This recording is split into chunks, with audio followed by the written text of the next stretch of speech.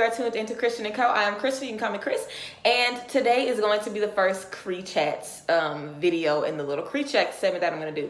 So the last video I did was a, very minimalistic makeup look for you guys. And I basically talked about bringing back CREE chats in some capacity because my subscribers have been missing it. So I said I was going to bring it back, and this is how we're going to bring it back. So I told you guys to DM me questions, tea for advice, any kind of thing y'all had going on that y'all want me to talk about or, do in a video. And I got a good amount of responses. Shout out to everybody who sent me something. So yeah, we're just going to read it and go through it. And hopefully you guys enjoy it. And it makes most of you, not most of you, it makes more of you want to, send me your tea. So let's get into it.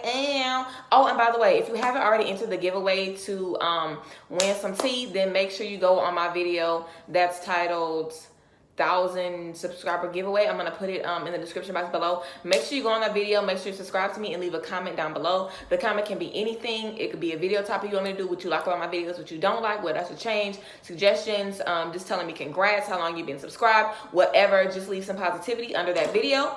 And whenever you do that, you will be entered to either win a gift card to Amazon for $100 or like a bundle of my favorite makeup and hair products, depending on what you want. So yes, make sure you guys enter that. I really want everybody to have a chance to win. So make sure you enter that tea, and let's just get into the questions. So the first one, it was from a subscriber. So all of these are going to be anonymous, by the way. In the future, if you guys want me to shout you out or your business or whatever and tell people who you are, then let me know. But for right now, I'm just going to do them anonymously. So I had a subscriber that said, I'm just going to read it verbatim. Hey, I'm a subscriber from YouTube. I also mentioned how I like the Ask CREE idea, and I also need some advice. I'm young and I'm going to high school next year. Basically, I don't know if I want to go to a school that offers things in the medical field. I want to be a nurse practitioner, or go to a school that offers career and business, which will help me learn more about starting a business. I also really want to be a cosmetologist. I feel like I can go far in both, but I only want to dedicate my free time and future to one. Girl, I really need some advice.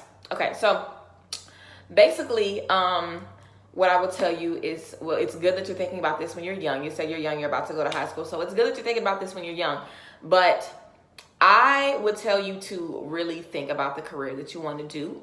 I know you said that you only wanted to dedicate your free time and future to one of them. Well, then you kind of just need to pick which one you're more passionate about. Are you going to be more passionate about cosmetology, or are you going to be more passionate about being in the medical field? You just need to figure out which one is going to be more rewarding to you.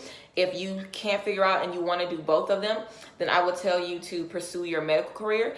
And as you're going throughout your medical career, if you have any free time, maybe, go shadow somebody in a salon, or maybe, take a class, learn how to do lashes, or learn how to do lace, or, something like that. And when I say lace, I mean like lace wigs, closures, frontals, things like that. There's ways to experiment and take on the role of a cosmetologist without just jumping straight into school. Like I said, you could help out in somebody's shop. If you have a friend who's a stylist who does hair, you could be like, girl, let me help you with some of your clients. You teach me some pointers. There's ways to get into the hair industry, into the beauty business, without just straight going to cosmetology school.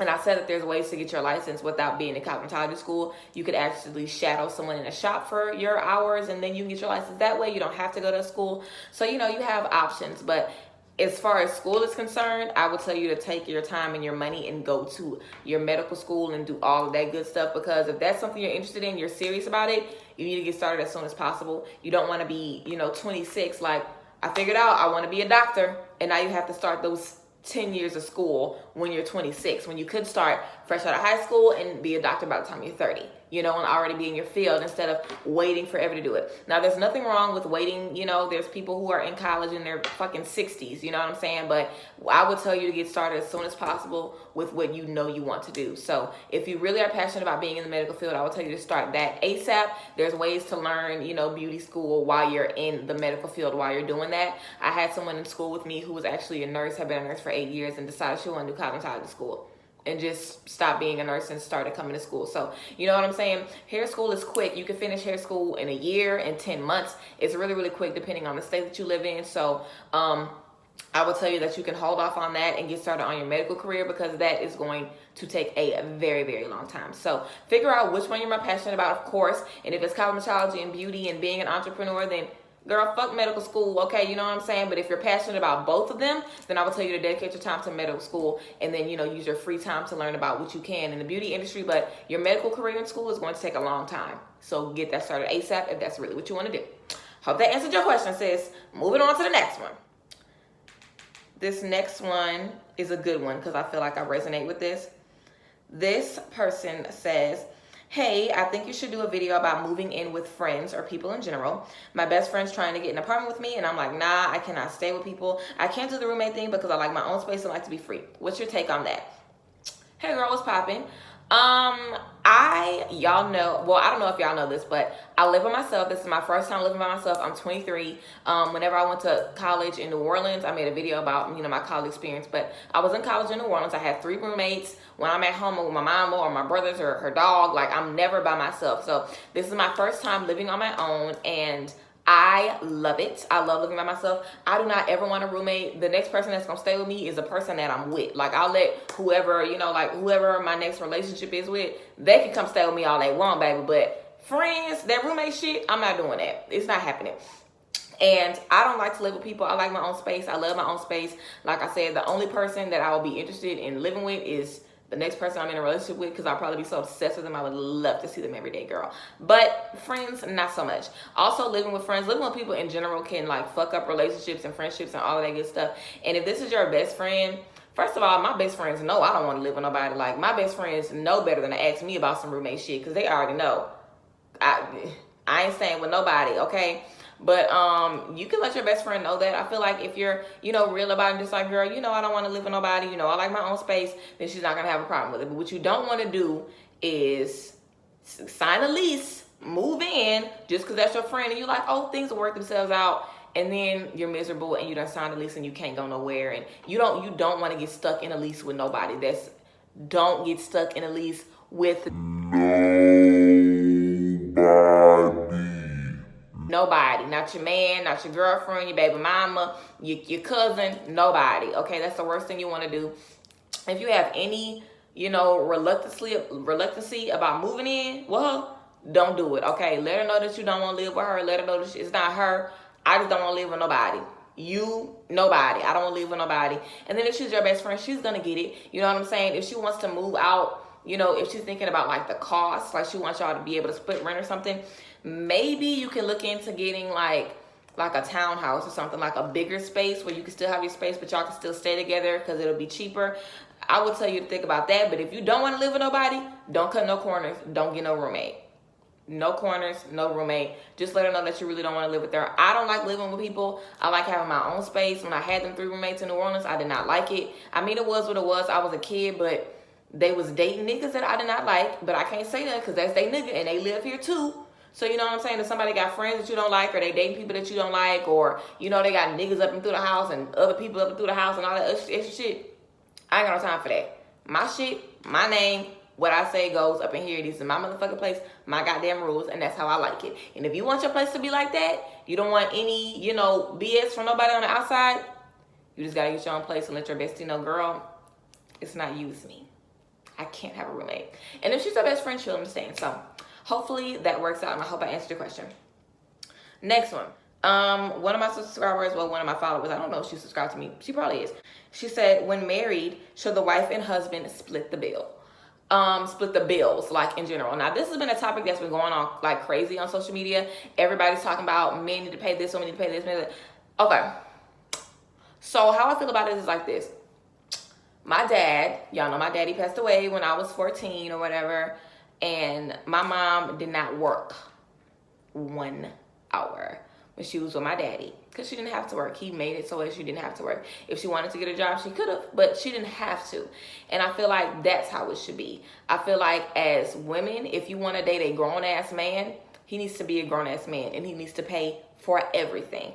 I feel like men should pay for everything. Now, if you're a woman, you independent, you know, papered up, you got your own money, you got your own shit, and you want to pay for something, then okay, cool. You have the option to pay, but I don't think it should be a requirement for a woman to pay for anything if she's with a man. What am I with a man for if he can't pay for everything? I mean, if I was a man, I wouldn't even want to date nobody if I wasn't financially able to completely take on the responsibilities of somebody, because men are supposed to provide. That's what men are supposed to do. So, you know, when I date dudes, do niggas take care of me? No. I mean, to be honest, I ain't never really date no real ass nigga, to be honest, because ain't no nigga I ever dated ever took care of me. But I mean, now I was young. I would never talk to no grown ass man with no dick and balls and still be paying for shit. Are you kidding me? That's what you there for. A nigga is there to provide for you, baby. Do not be with no man. And let me tell y'all something. If a nigga ain't paying you, he paying somebody else. Niggas do not mind spending money on the girls that they with. They do not mind. I promise y'all they don't mind. If you with a man and you know he got money, you know he working, and he ain't giving you no money, he giving it to somebody else. So search, detect, figure out who he giving it to, baby, because somebody getting it is just not you. So yes, do I think that men should pay for everything? Yes, men need to pay for everything. If the woman wants to pay, that's her choice. She can help if she won't, but she ain't got to. A man should pay for everything. Next, another one of my she subscribed to me. Another one of my subscribers, basically, now she left me this video topic to do. She wanted me to talk about when single mothers or moms in general are like bashed for going out or being sexy, because people are like, you're a mom, you know, that kind of stuff. And I figured I could put that in this video. She left me something else to talk about. So I'm going to talk about both of those topics. And those will be the last that I do for this video.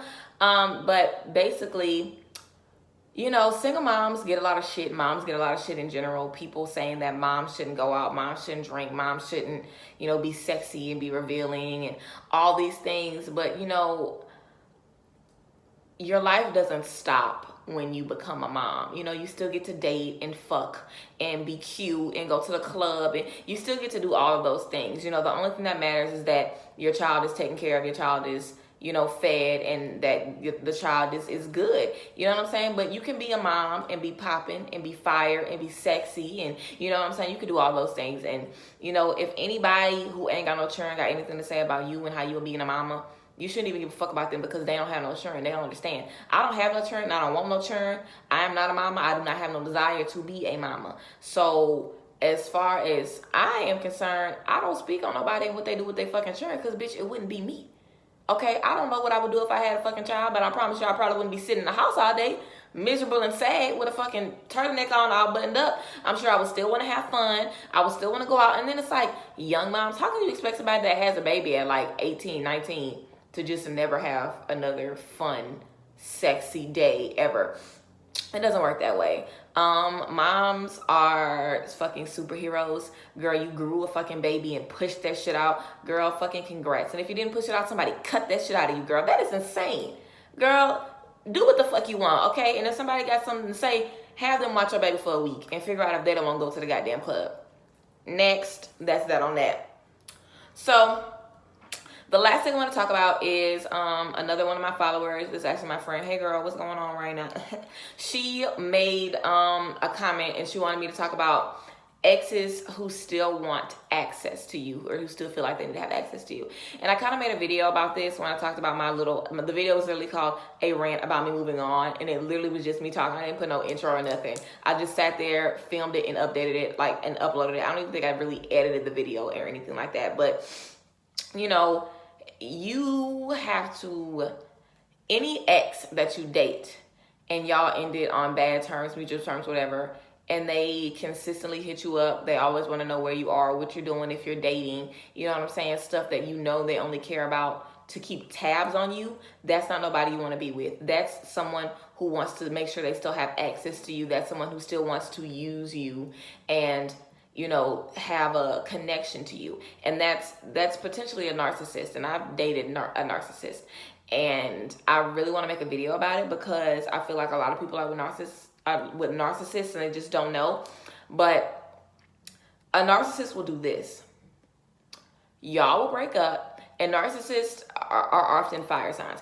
Y'all will break up, and they will either be like, they'll either check up on you to make sure you're good, see if you're dating, see if you're still going out with the same people, see if you're closer to your ex now than you were before. You know what I'm saying? They'll try to see why y'all broke up. Like, they'll try to get in your head. And then they may also hit you with one of these, like, oh damn, you must have been wanting to be single, you must have been over this, they'll hit you with one of those, you know what I'm saying, or they'll ask you to do something, then when you don't want to do it, they're like, damn, so we can't be cool, we ain't friends, I thought we was good, shit like that, you know what I'm saying? Those people are people that just want to have control and power over you. You have to be able to tell the difference between that and somebody that's really your ex and that's really cool with you, because I've had people that I dated. And then another thing is, anybody I dated when I was a kid, I don't give a fuck about them or that relationship. Like, I could see them and speak to them because I don't give a fuck. We were 16, we were 18, we were 19, we were fucking babies. We were babies. We thought we were in love. We thought we were going to have kids. We thought we were going to get married. As soon as we hit 18, we were dumb and we were stupid and we were in love. And I don't give a fuck what you did when we were together because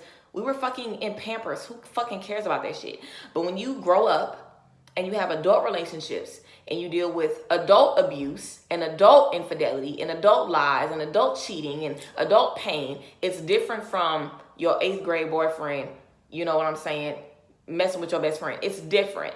You know what I'm saying? It's a different level of trauma and exhaustion that comes from adult relationships. So if any grown-ass motherfucking ex you got still on your case, block them. That shit is unhealthy. It's disgusting. And it sucks that you have to do that, but you have to, because a lot of times people just want to know that they got you, that they still got you in the palm of their hands. And a lot of times, even if you hit them up to be like, bitch, stop hitting me the fuck up. Fuck you, bitch. I'm so done. You know what I'm saying? Even if you hit them up to be angry, you still giving them what they want. So if there's an ex that still wants access to you and you know that ex and you know that they want it to be messy and to make sure they still got you, cut it the fuck off. Don't entertain that shit. Don't give them no negativity, no positivity, nothing. Cold turkey. Bye-bye. Period. Okay, guys, I hope you enjoyed this first section of, my first little CREE chat segment. I hope you enjoyed. Shout out to everybody who sent me topics and things that they want to talk about. I really, really appreciate that, you guys. Send me more DMs. Continue sending me stuff, and I will answer them in these videos. After I probably, after I collect maybe like 5 or 6 or 7 things, then I'll do a video. So I don't know if it'll be weekly or monthly or whatever. It just depends on how often you guys send me stuff. I love you guys so much. All of my social media is down below. Hit me up, girl. Let me know what's going on with you, and I will see you next time. Goodbye.